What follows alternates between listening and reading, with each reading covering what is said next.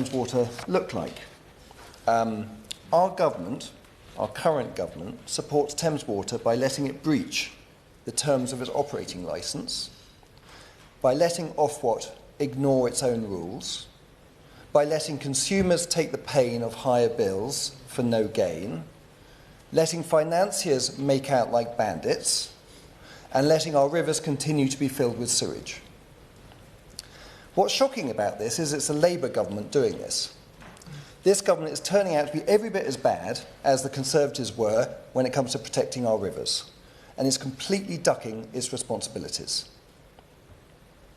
It is within your powers as the Minister to take action. The Minister is the Parliamentary Under-Secretary of State for Water and Flooding, for DEFRA.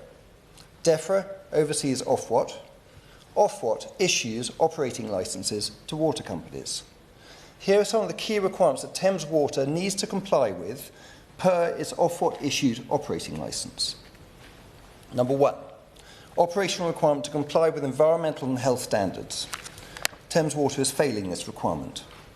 As per the EA's data, and as my honourable friend has already said, in 2024, Thames Water discharged nearly 300,000 hours of sewage. That's 50% up on 2023. It's illegal to dump sewage in dry conditions, but this is repeatedly happening. Professor Peter Hammond, who lives in my constituency, monitored the Stanton Harcourt sewage treatment works in my constituency and found there have been 266 illegal spills in just a single sewage treatment works in a 4-year period. That's operating requirement, complete failure. Second one, financial viability requirement. Thames Water is failing this requirement because it has to have 2 licences of investment grade credit ratings. Currently, it has no credit ratings that are investment grade. Standard & Poor's has the company's debt 12 notches below investment grade, and Moody's has it 9 notches below. That's as far deep into junk bond territory as you can get. This is because Thames Water now has 19 billion of debt and only 1.2 billion of cash flows in the last financial year to March 2024. 19 billion of debt, 1.2 billion of cash in. That is not sensible. It's not a sensible way to run a company. Everybody knows that. By allowing Thames Water to breach this rule, you introduce moral hazard into the entire sector, the water sector and also all other regulated sectors. Other water companies take note that there has been no material sanction of Thames Water and realise they can also likely get away with it.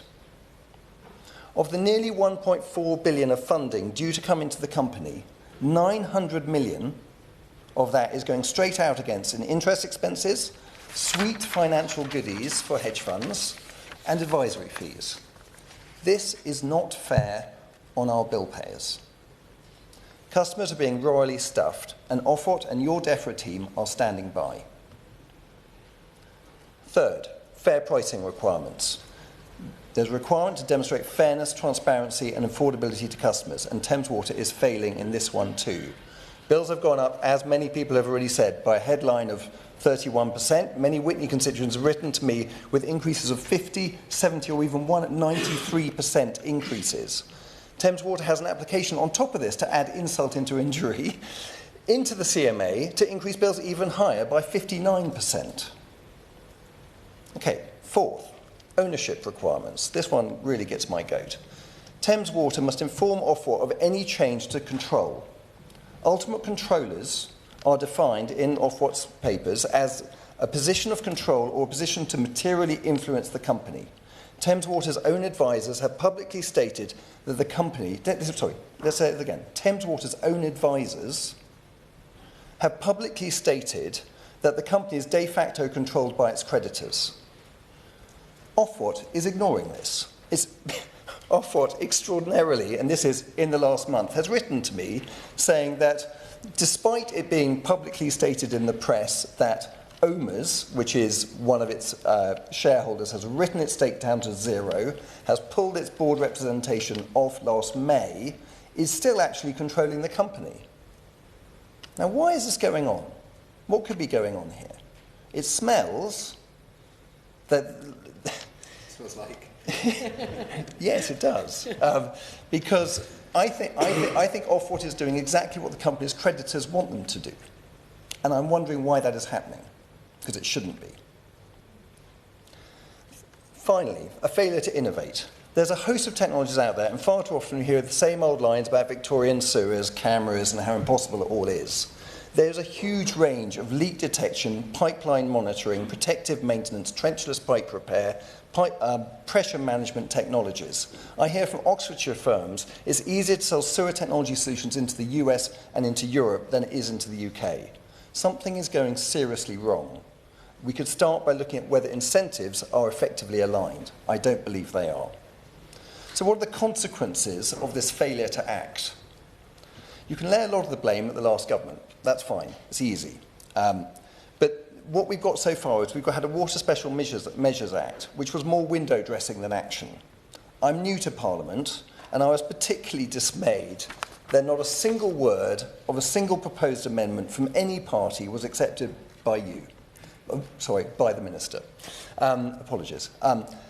I wish in Parliament we all had enough confidence to accept good ideas where we find them. I live in hope. Certainly. Thank you very much.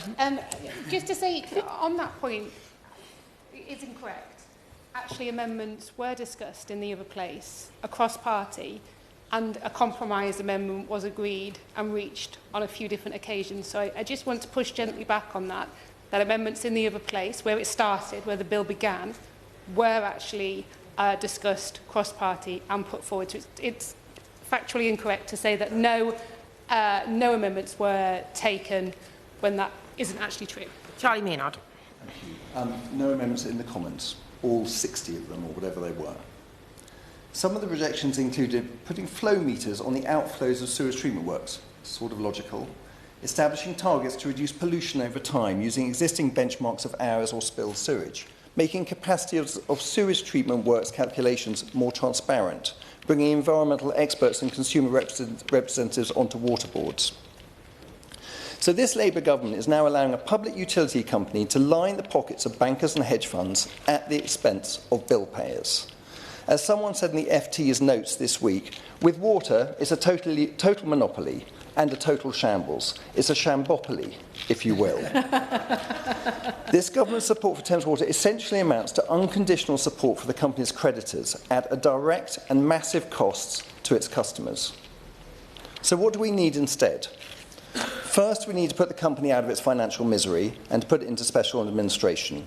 Allow debt to be massively written down to something like 3 times cash flows or thereabouts. And by reducing that debt, the company will have a balance sheet which is sufficiently strong to allow it to invest in the infrastructure we so desperately need. And our bill payments will now start being spent on treatment and fixing treatment works and pipe networks rather than paying interest. We allow for water companies coming out of special administration to be mutually owned by their customers and professionally managed. And we set pollution baselines and pollution reduction targets, and we get serious about putting transparency, targets and technology to work to clean up our rivers. I believe the government is shying away from special administration option, which is clearly the most logical thing at this point, either because of threats of legal action against it, or phantasmagorical scenarios of financial Armageddon, or both. Do not let, please, Thames Water's lobbyists, including Ruth Kelly, ex-Labour Minister who is now chair of Water UK, scaremonger you out of taking action which 16 million consumers of your electorate need you to do. These scenarios are patently not true, and the best person to ask here is Thames Water. As per page 92 of Thames Water's advisor's own independent expert report, Teneo, they estimate that the net cost to the Treasury of taking the company into special administration, even in the worst case scenario, is 0. Page 92, please look it up. So instead, that we now have this bizarre situation where a Labour government is cheerleading American hedge funds and private equity funds to take over our largest water company and make a massive profit out of its customers. What goes for Thames Water will very likely go for the rest of the sector. So the signal you and your government is sending the sector and other... Sorry, I said...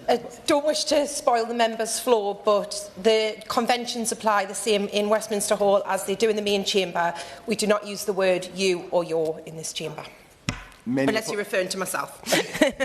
Many apologies to the Chair and to the Minister. So the signal the Minister and the government is sending this sector and other regulated sectors is simply terrible. All the customers in my Witney constituency and across the whole catchment really want at this point is reliable, affordable, clean water to our homes. We need local rivers and lakes which aren't having sewage poured into them on a near daily basis. And we want a government who is serious about putting the interests of customers and our rivers before the interests of hedge funds and private equity funds. Please stop letting us down. Hear, hear.